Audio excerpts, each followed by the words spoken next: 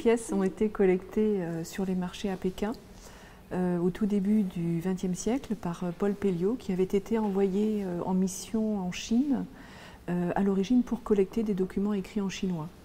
Et qui, il a été le témoin en fait de la révolte des Boxers, donc était un mouvement xénophobe qui secouait la Chine à cette époque-là, et des destructions des bâtiments, des temples. Et il a repéré que sur des étals de marché, encore une fois, des statuettes comme ça du bouddhisme tibétain étaient en vente. Et il a donc acheté ces statuettes. Et il va donc les envoyer au centre de l'école française d'Extrême-Orient, qui à l'époque était à Hanoï. Donc ces objets vont être un temps exposés dans un pavillon d'exposition qui est à Hanoï, mais celui-ci va être dévasté par un typhon en 1903. Et il va ensuite être dans 3 bâtiments successifs à Hanoï au cours des pérégrinations des locaux de l'école française d'Extrême-Orient, jusqu'à ce que finalement soit fondé le musée Louis Finot de Hanoï en 1933.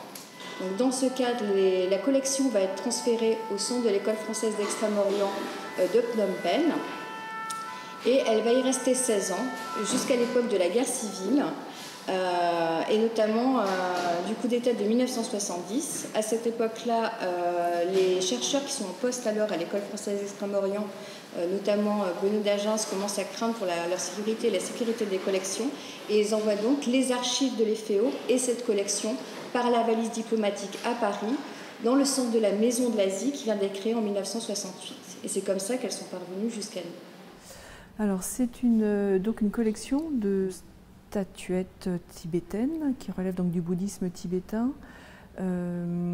qui est assez exhaustive en réalité, et c'est là tout le talent justement de Paul Pelliot, qui n'était pas forcément un spécialiste du bouddhisme tibétain, que d'avoir su aussi collecter comme ça une palette aussi large et aussi grande de représentations de divinités et de dieux du bouddhisme tibétain. Donc là, pour juste à partir de quelques images, ça permet d'illustrer ne serait-ce qu'une diversité dans les représentations. Là, par exemple, des bodhisattvas.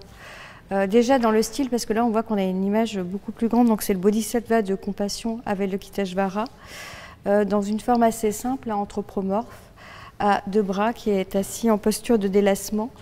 Mais ensuite, on va avoir des formes plus complexes, comme par exemple cette forme d'Arya Avalokiteshvara, qui est donc une forme tantrique polycéphale. De même, on a le Bodhisattva sagesse Manjushri. Dans la collection, il y a des exemples plus classiques où il tient l'épée, par exemple, mais on l'a juché sur un lion.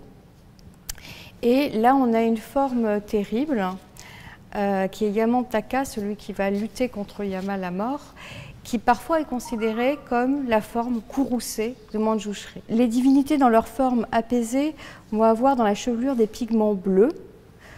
Là, ce qui est intéressant, c'est qu'on voit bien que le Bodhisattva a une chevelure avec des pigments bleus, et on a des pigments verts qui sont beaucoup moins courants pour le lion. Et en revanche, les divinités courroucées, donc évidemment cette rage n'est pas orientée vers le dévot, mais vers les ennemis de la foi, ça s'exprime par une chevelure hérissée et également des pigments vermillons dans la chevelure, les sourcils, voilà, qui expriment la fureur de l'image. Donc là, il s'agit de Chankya Rinpoche Dorje, qui était le protecteur à la fois du bouddhisme tibétain au sein de la cité interdite à l'époque mandchoue, donc sous la dynastie des Qing. Qui a régné en Chine de 1644 à 1912. Et nous avons 2 pièces en fait le représentant dans cette collection, dont celle-ci qui est la mieux préservée. Voilà, en fait on reconnaît Chankya Rinpoche Dorje à sa coiffe, qui a permis son identification. Alors en fait, ce qui est intéressant, c'est que malheureusement tous les attributs étaient amovibles, donc on en conserve peu, mais cette image-là conserve son arc, qui est un des attributs caractéristiques de cette forme de Manjushri. Et il est probable qu'il avait le livre et l'épée, par exemple, ou d'autres attributs, mais on perçoit que dans les mains, il y a des petites perforations et que ces attributs étaient fixés avec des tout-noms.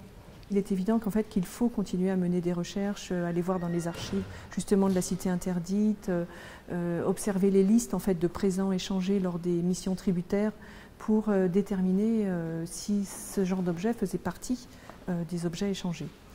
Donc ça, c'est une chose qui est vraiment très très importante. Il y a un travail important qui a été fait, une base de données notamment sur Calam, qui ont été faites donc encore une fois par la bibliothèque de l'École française d'Extrême-Orient. Bon, déjà, ne serait-ce que pour les étudiants qui s'intéressent à l'iconographie du bouddhisme tantrique et en particulier tibétain, qui est extrêmement complexe, ça permet vraiment d'illustrer par des représentations plastiques la diversité des représentations iconographiques de ce courant du bouddhisme. Certaines pièces ont des iconographies qui ne sont pas forcément habituelles, qui mériteraient d'être approfondies. Ce qui est intéressant aussi, c'est qu'on observe qu'elles ne viennent pas toutes du même atelier. Donc il est probable qu'une grande partie d'entre elles viennent d'ateliers qui étaient à Pékin, peut-être dans le palais, mais il est possible que d'autres viennent peut-être du Tibet. En tout cas, il y a vraiment différentes factures dans ces images, et il y a une étude stylistique qui peut être intéressante à réaliser. Elle conserve aussi, un point intéressant, c'est qu'elle conserve pour certaines leur dépôt de consécration, ce qui est assez rare, et d'autres comportent des inscriptions, donc c'est aussi intéressant pour connaître plus spécifiquement le contexte dans lequel elles ont été créées.